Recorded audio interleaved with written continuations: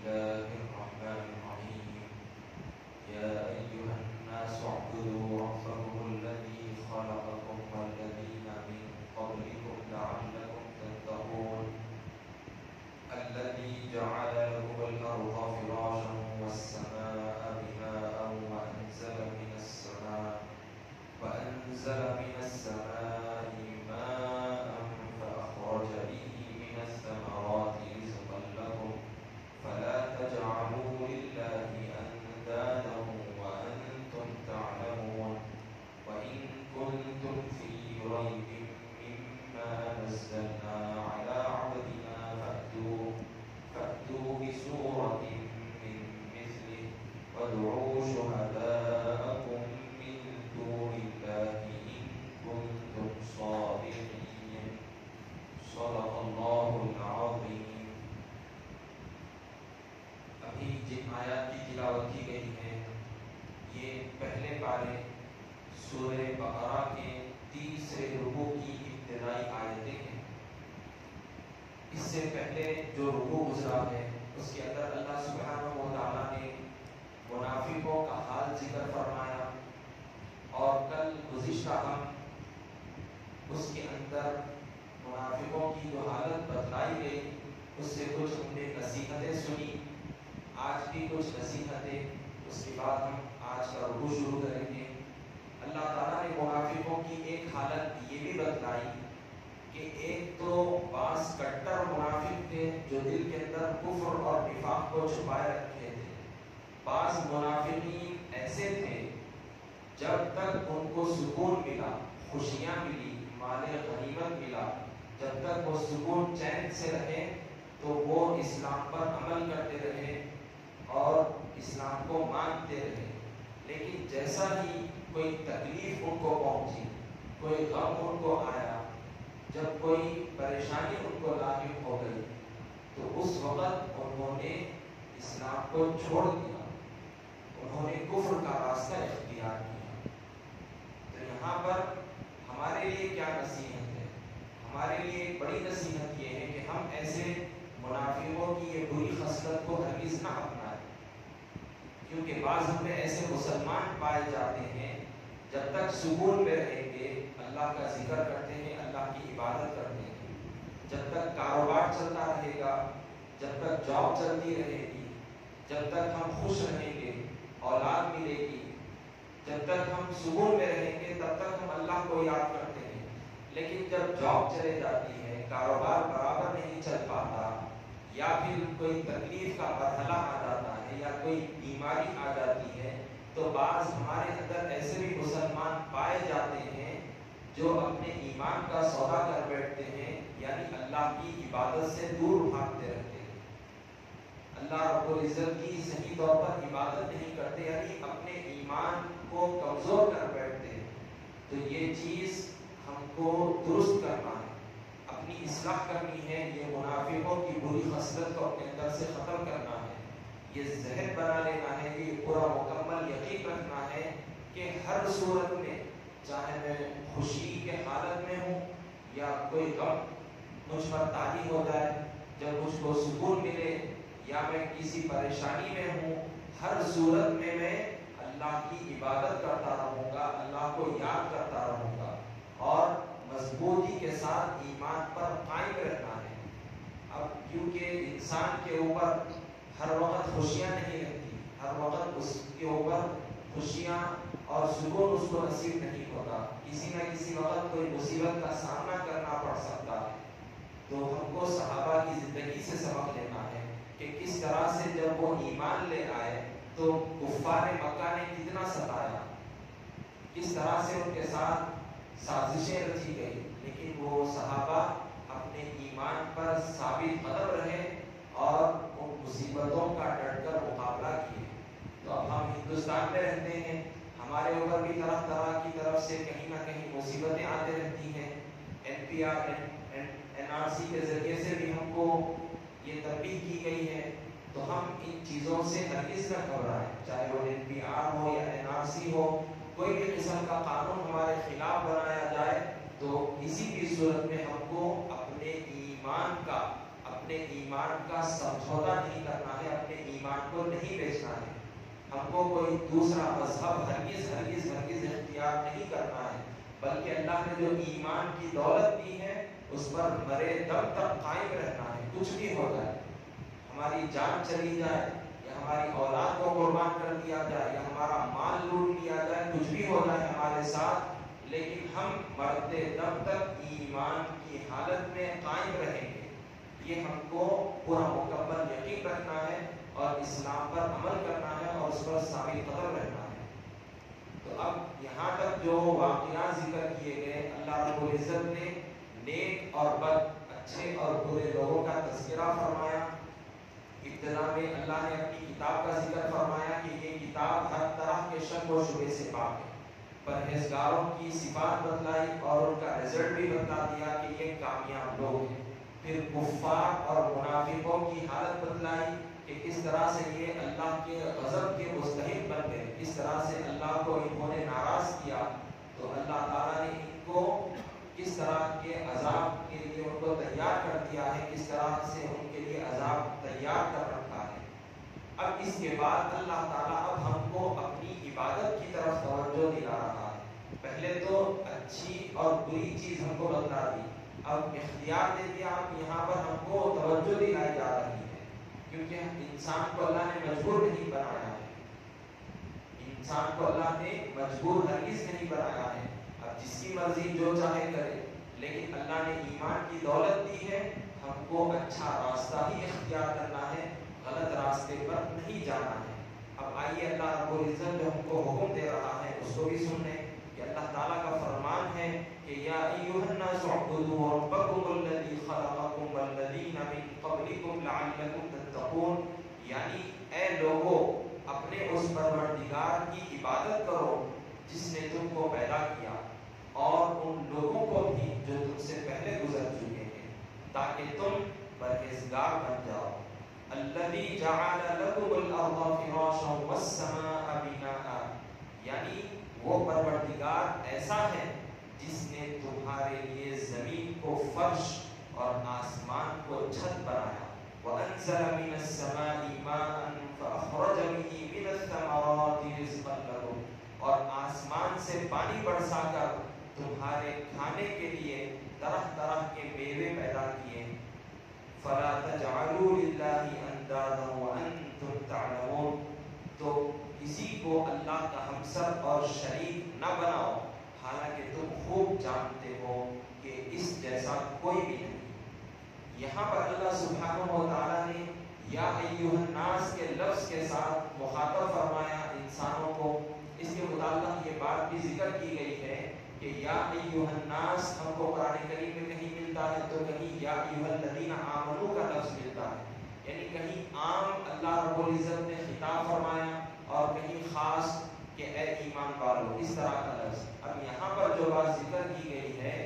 تو یہ حکم صرف حضور کے زمانے کے لوگوں کے ساتھ نہیں تھا، صرف مسلمانوں کے ساتھ نہیں، اور نہ صرف اور صرف کسی خطے کے لیے تھا، صرف عرب کے لیے نہیں تھا، بلکہ یہ مشرق میں ہو یا مغرب میں ہو، شمال میں ہو یا جنوب میں ہو، جہاں کہیں بھی لوگ رہتے ہیں ان کے لیے یہ حکم ہے۔ صرف حضور کے زمانے کے حد تک یہ حکم نہیں تھا، بلکہ قیامت تک آنے والے تمام انسانوں کے لیے یہ حکم عام ہے۔ تو لہٰذا یا ایھا الناس کا لفظ یہاں پر ذکر فرمایا گیا کہ اے لوگوں اس پروردگار کی عبادت کرو۔ یہاں پر اللہ رب العزت کی عبادت کی طرف ہم کو توجہ دلائی جا رہی ہے، حکم دیا جا رہا ہے کہ اللہ ہی عبادت کے لائق ہے، کوئی اور ذات، کوئی اور شخصیت خدا نہیں ہے، خالق نہیں ہے، مالک نہیں ہے، صرف عبادت کی حقدار جو ذات ہے وہ اللہ کی ذات ہے۔ اب اس پر کیا دلیل ہے؟ تو اللہ تعالیٰ خود عام انداز میں یہاں پر ارشاد فرما رہا ہے کہ وہی ہے جس نے تم کو پیدا کیا، یعنی تم اپنی پیدائش پر ذرا جھانک لو، غور کرو کہ تم کیسا دنیا میں آئے، تمہارا کوئی وجود نہیں تھا، اللہ نے تم کو وجود بخشا، تو یہ خود تمہارے لیے ایک بڑی دلیل ہے اللہ کے رب ہونے کی، اللہ کے خالق ہونے کے لیے۔ تو لہٰذا تم اللہ کی عبادت کرو۔ اللہ نے صرف تم کو ہی پیدا نہیں کیا بلکہ تم سے پہلے جتنے بھی انسان گزرے اللہ تعالیٰ نے ان کو بھی پیدا فرمایا. ان کا بھی کوئی وجود نہیں تھا دنیا کے اندر, اللہ نے ان کو بھی دنیا میں پیدا فرمایا. اور اللہ تعالیٰ نے جو انسانوں کو پیدا کیا تو یوں ہی نہیں چھوڑ دیا, بلکہ انسان کی ضرورت کے لیے جو جو چیزیں تھیں, انسان کے لیے سورج کی ضرورت ہے, اس کو گرمی بھی چاہیے, اس کو سکون چاہیے, اس کو رزق چاہیے, اس کو پانی چاہیے. انسان کی کیا کیا ضرورتیں ہیں وہ پیدا کس نے کی؟ اللہ تعالیٰ نے پیدا کی. تو یہ دلائل ہیں کہ اللہ رب العزت ہی خالق ہے, پیدا کرنے والا ہے. اللہ ہی ہمارا رازق ہے, رزق ہم کو دیتا ہے کہ طرح طرح کے پھل میوے رزق اللہ تعالیٰ ہم کو پہنچاتا ہے, پیدا فرماتا ہے زمین کے ذریعے سے, پانی برساتا ہے. یہ تمام تر چیزیں ہماری ضرورت کو پورا کرتی ہیں. تو یہ چیزوں کا چلانے والا پالنے والا اللہ ہی ہے, جو کہ وحدہ لا شریک ہے, کہ اللہ ایک ہے, اس کے سوا کوئی معبود نہیں, اس کا کوئی شریک نہیں. تو لہٰذا اللہ کو ایک مانے, اس کے ساتھ کسی کو شریک نہ ٹھہرائیں, اللہ ہی کی عبادت کریں, اللہ کی عبادت میں کسی اور کو ہرگز شامل نہ کریں. تو یہاں پر ہم کو اللہ کی عبادت کی طرف توجہ دلائی گئی ہے اور اللہ کو ایک ماننے کی طرف توجہ دلائی گئی ہے. اب آئیے, یہاں پر توحید کا ذکر تھا, یعنی اللہ کو ایک ماننے کا ذکر تھا, اللہ کی عبادت کا ذکر تھا. اب جو دوسری آیت یہاں پر ذکر کی جانے والی ہے, اس کے اندر رسالت کا ذکر ہے, جو اللہ نے ہمارے لیے اللہ کی بارگاہ تک رسائی کے لیے جو سورس, سب سے بڑا ایک ذریعہ ہمارے لیے اللہ تعالیٰ نے نازل فرمایا قرآن کریم, اس کا بھی یہاں پر ذکر کیا جا رہا ہے کہ وَإِن كُنتُمْ فِي رَيْبٍ مِّمَّا نَزَّلْنَا عَلَىٰ عَبْدِنَا, یعنی اور اگر تم اس کتاب کے بارے میں کچھ شک میں ہو جو ہم نے اپنے بندے محمد مصطفیٰ صلی اللہ علیہ وسلم پر نازل کی ہے, فَأْتُوا بِسُورَةٍ مِّن مِّثْلِهِ, تو اسی طرح کی ایک سورت تم بھی بنا لاؤ. وَادْعُوا شُهَدَاءَكُم مِّن دُونِ اللَّهِ إِن كُنتُمْ صَادِقِينَ, اور اللہ کے سوا جو تمہارے مددگار ہوں ان کو بھی بلاؤ اگر تم اپنے دعوے میں سچے ہو. یہاں پر اللہ سبحانہ و تعالیٰ نے حضور کی صفت خاص عبد, بندے کا لفظ ذکر فرمایا, کیونکہ معاذ اللہ جیسا کہ پچھلے لوگ بعض انبیاء کو یا بعض اللہ والوں کو خدا بنا بیٹھے تھے, تو ہم کو یہاں پر توجہ دلائی جا رہی ہے, بتلایا جا رہا ہے کہ حضرت محمد مصطفیٰ صلی اللہ علیہ وسلم نہ اللہ کے بیٹے ہیں, نہ اللہ ہیں, نہ کوئی اللہ کے ساتھ شریک ہے, بلکہ وہ اللہ کے اخص الخاص بندے ہیں, کہ حضور کے جیسا کوئی بندہ نہیں. حضور کی سب سے پہلی جو صفت ہے وہ خاص صفت اللہ کے بندہ ہونے کی. تو یہاں پر اللہ تعالیٰ نے یہ بات ذکر فرما دی کہ حضور معاذ اللہ کے بیٹے نہیں ہیں, بلکہ اللہ کے بندے خاص ہیں. تو اب یہاں پر یہ بات بتلائی جا رہی ہے کہ بندوں تک جو اللہ کا کلام پہنچا ہے, جو اللہ کے پیارے نبی دنیا میں تشریف لائے اور اپنے رسول ہونے کا دعویٰ کیا,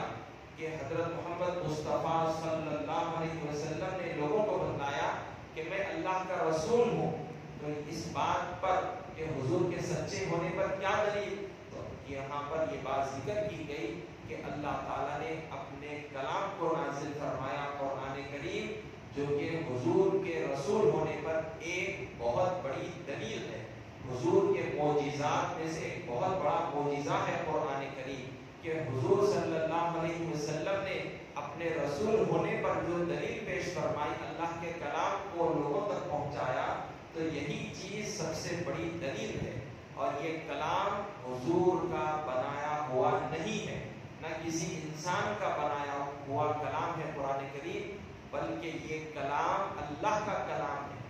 یہ اللہ کا کلام ہے. کیا دلیل ہے اس کی؟ تو اللہ تعالیٰ خود فرما رہا ہے, چیلنج کر رہا ہے کہ یہ جو کلام ہے معاذ اللہ اگر کسی انسان کا ہوتا,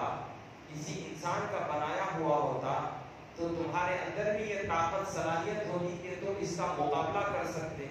قرآن کریم میں جو آیتیں ہیں, جو صورتیں ہیں, اس جیسی کوئی آیت بنا کر پیش کر سکتا کوئی انسان, یا کوئی صورت بنا کر پیش کر سکتا, مقابلہ کر سکتا تھا. لیکن 1400 سال گزر چکے ہیں، ابھی بھی اس کا چیلنج باقی ہے اور قیامت تک باقی رہے گا کہ قرآن کریم کی کوئی ایک آیت یا پھر کوئی ایک سورت، جیسا کہ اِنَّا أَعْطَيْنَا 3 آیتوں پر مشتمل ایک چھوٹی سی سورت ہے، تو کوئی ہے ایسا مقابلہ کرنے والا کہ جو ایسی کوئی سورت بنا کر پیش کرے، کوئی قرآن کا مقابلہ کر سکے؟ نہ پہلے کوئی پیدا ہوا ایسا، نہ تا قیامت تک کوئی ایسا پیدا ہو سکتا ہے۔ حالانکہ قرآن عربی زبان میں نازل ہوا، عرب کے لوگ شعر شاعری میں بڑی بڑی باتیں کہا کرتے، بڑے بڑے شعر وہ اچھے انداز سے پیش کیا کرتے تھے، ان کو اپنی مادری زبان پر عربی پر بڑا ناز و فخر تھا، وہ بڑے دہراتے تھے، عربی پر فخر کرتے تھے۔ لیکن جب قرآن کریم نے یہ چیلنج کیا کہ قرآن کی ایک آیت تو بنا کر دکھاؤ یا ایک سورت تو بنا کر دکھاؤ، تو وہ اس سے عاجز آ گئے، وہ پیش نہیں کر سکے، کیونکہ قرآن کریم اللہ کی طرف سے نازل ہوا ہے، کسی انسان نے نہیں بنایا۔ اگر کسی انسان نے بنایا ہوتا تو کوئی بھی مقابلہ کر سکتا، تو لہٰذا پتہ چلا کہ یہ کتاب اللہ کی طرف سے نازل کرتا ہے اور یہ بالکل برحق کتاب ہے، اور حضور صلی اللہ علیہ وسلم کے سچے رسول ہونے پر ایک بہت بڑی دلیل ہے، یہ بہت بڑی دلیل ہے۔ اور قرآن کریم یہ جو ہے، اس کے اندر ایسے معانی ہے، اس کے ایک ایک لفظ کے اندر ایسے ایسے مطلب اس کے اندر معانی اس کے اندر ملتے ہیں، اور اس کا گرامر بالکل اتنا ہائی گرامر ہے کہ کوئی اس کا مقابلہ نہیں کر سکتا، کوئی اس کا مقابلہ نہیں کر سکتا۔ تو یہاں پر اللہ تعالیٰ نے ان 2 آیتوں کے اندر، پہلے آیتوں کے اندر اپنے ایک ہونے پر دلائل پیش فرمائے، پھر دوسری آیت کے اندر اپنے پیارے رسول محمد مصطفیٰ صلی اللہ علیہ وسلم کے رسول ہونے کا ذکر فرمایا اور اس کی دلیل پیش فرمائی۔ وصلی اللہ تعالی وسلم علی خیر خلقہ سیدنا محمد وعلی